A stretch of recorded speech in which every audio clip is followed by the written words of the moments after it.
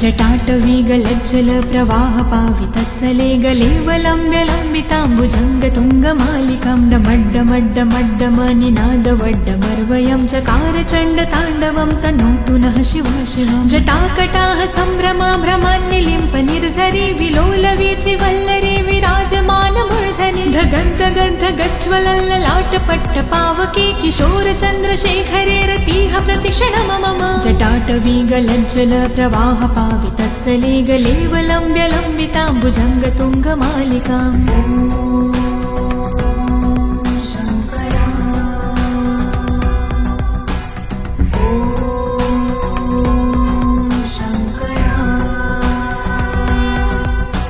धराधरेन्द्रनन्दिने विलासबन्धुबन्धुरसुराद्रिगन्धसन्तति प्रमोदमान मानसे कृपाकटाक्षधारिणे निरुद्धदुर्धरापदे कवचदिगम्बरे मनो विनोदमेतु वस्तुनि। जटाभुजङ्गपिङ्गल स्फुरत्फणामणि प्रभा कदम्ब कुङ्कुमाद्रवा प्रलिप्तदिग्वधूमुखे मदान्धसिन्धुरस्फुरत्वगुत्तरीय मेदुरे मनो विनोदधुत्तं बिभर्तु भूतभर्तरे।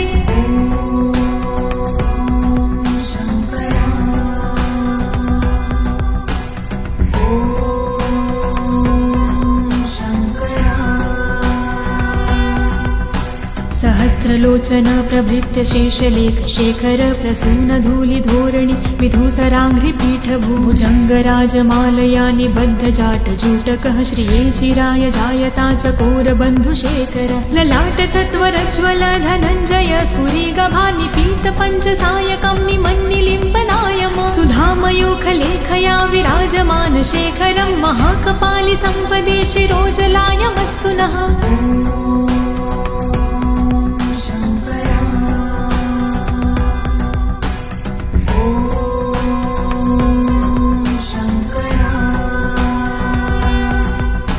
करालभालपट्टिकाधगद्धगद्धगज्वल धनञ्जयाधरीकृत प्रचण्ड पञ्चसायके धराधरेन्द्रनन्दिने कुचाग्रचीतपत्रक प्रकल्पनैकशिल्पिनी त्रिलोचने मते मम। नवीनमेघमण्डली निरुद्धदुर्धरस्फुरत् कहोनिशीथिनी तमः प्रबन्धबन्धुकन्धरः निलम्पि निर्झरीधरस्तनोतु कृत्तिसिन्धुरः कलानिधानबन्धुरः श्रियं जगन्धधुरधरः।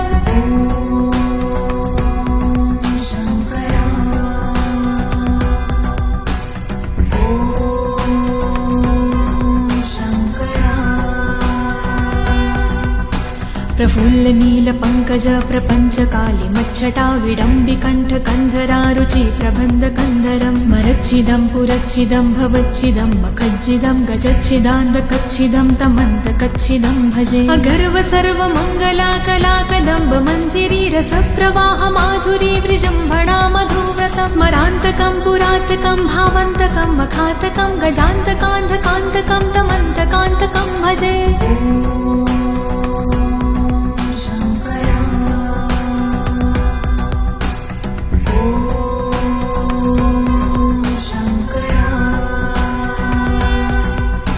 जयध्वद ब्रवीभ्रम भ्रमद्द जङ्गमस्फुर धगन्धगद्विनिर्गमत्करालबालहव्यव धिमिद्धिमिद्धिमिन्मृदङ्गतुङ्गमङ्गलं ध्वनिक्रम प्रवर्तित प्रचण्ड ताण्डव शिव। दृशाद्विचित्रतल्पयोर्भुजङ्गमौक्तिकं स्रजो गरिष्ठरत्नलोष्टयो सह द्विपक्षपक्षयो त्रिणारविन्द चक्षुषो प्रजामहिन् महेन्द्रयो समं प्रवर्तयन्मनः कदा सदा शिवं भजे।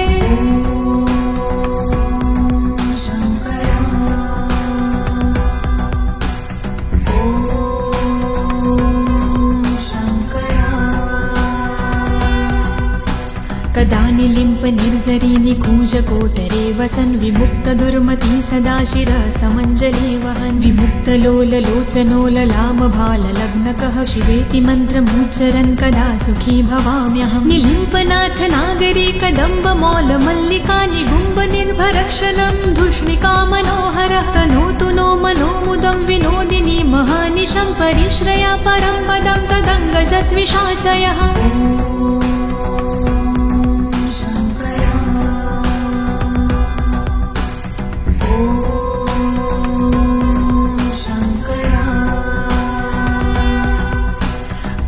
अखण्डवाडवानल प्रभाशुभ प्रचारिणी महाष्टिसिद्धकामिनी जनावहूत जल्पना विमुक्तवामलोचनो विवाहकालिकध्वनि शिवेति मन्त्रभूषगो जगज्जयाय जायता इमं हि नित्यमेव मुक्तमोत्तमं स्तवं पठन् स्मरन् ब्रुवन्नरो विशुद्धमेति सन्ततं हरे गुरोसु भक्तिमाशु याति नायशागति विमोहनं हि देहनातु शङ्करस्य चिन्तनम्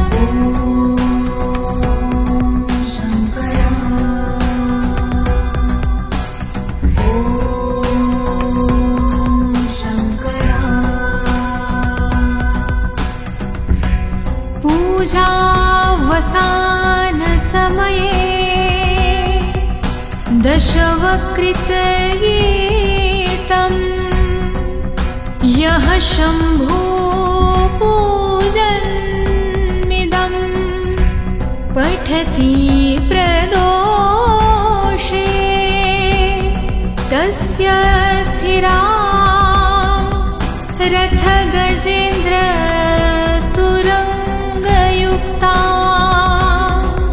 लक्ष्मी सदैव सुमुखी प्रददाति शम्भुः इति शिवताण्डवस्तोत्रं सम्पूर्णम्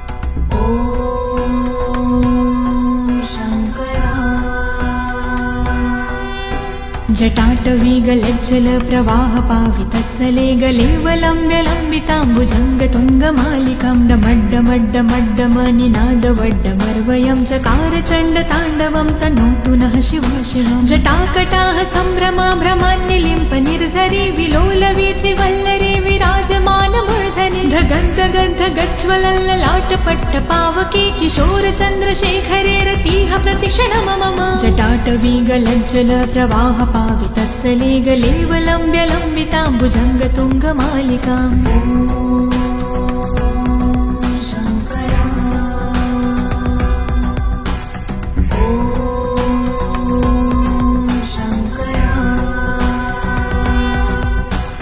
धराधरेन्द्रनन्दिनी विलासबन्धुबन्धुरसुराद्रिगन्धसन्तति प्रमोदमान मानसे कृपाकटाक्षधारिणी निरुद्ध दुर्धरापदे कवचदिगम्बरे मनो विनोदमेतु वस्तुनि जटाभुजङ्ग पिङ्गल स्फुरत्फणामणि प्रभा कदम्ब कुङ्कुमाद्रव प्रलिप्त दिग्वधूमुखे मदान्ध सिन्धुरस्फुरत्वगुत्तरीय मेदुरे मनो विनोद धुत्तं बिभर्तु भूतभर्तरे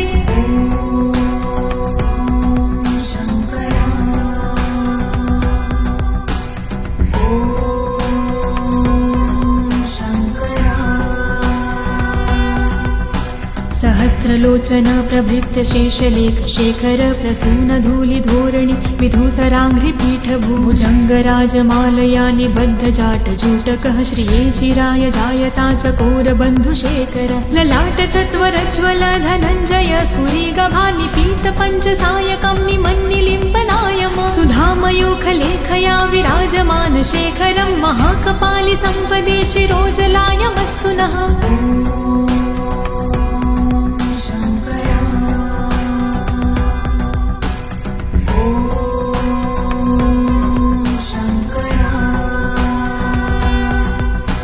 करालभालपट्टिकाध गद्द गद्द गज्वल धनञ्जयाधरीकृत प्रचण्ड पञ्चसायके धराधरेन्द्रनन्दिनी कुचाग्रचितपत्रक प्रकल्पनैकशिल्पिनी त्रिलोचने मते मम नवीनमेघमण्डली निरुद्ध दुर्धर स्फुरत् कहोनिशीथिनी तमः प्रबन्ध बन्धुकन्धर निलम्पि निर्झरीधरस्तनोतु कृत्ति सिन्धुरः कलानिधान बन्धुरः श्रियं जगन्धधुरधर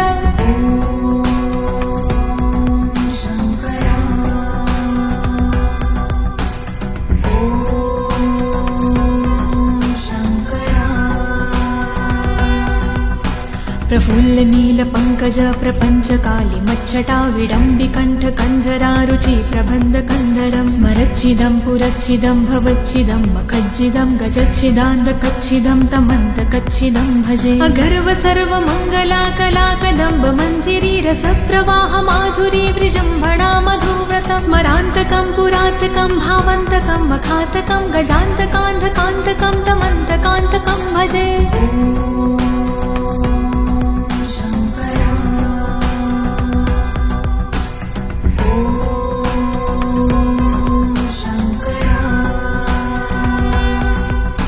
जयद्वद ब्रवीभ्रम भ्रमद् जङ्गमस्फुरधगन्धगद्विनिर्गमत्करालबालहव्यव धिमिद्धिमिद्धिमिद्धिमिन्मृदङ्गतुङ्गमङ्गलं ध्वनिक्रम प्रवर्तित प्रचण्ड ताण्डव शिव दृशाद्विचित्रतल्पयोर्भुजङ्गमौक्तिकं स्रजो गरिष्ठरत्नलोष्टयो सह द्विपक्षपक्षयो त्रिणारविन्दचक्षुषो प्रजामहिन् महेन्द्रयो समं प्रवर्तयन्मनः कदा सदा शिवं भजे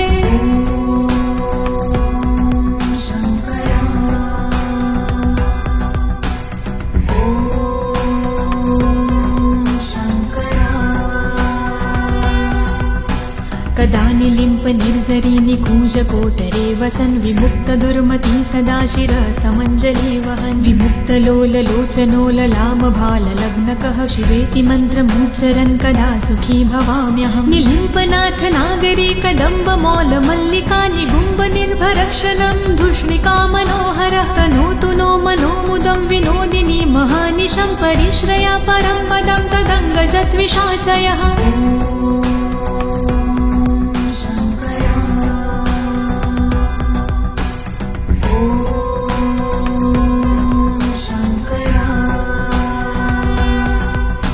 प्रचण्डवाडवानल प्रभाशुभ प्रचारिणी महाष्टिसिद्धकामिनी जनावहूतजल्पना विमुक्तवामलोचनो विवाहकालिकध्वनि शिवेति मन्त्रभूषगो जगज्जयाय जायता इमं हि नित्यमेव मुक्तमुक्तमोतं स्तवं पठन् स्मरन् ब्रुवन्नरो विशुद्धमेति सन्ततं हरे गुरो सुभक्तिमा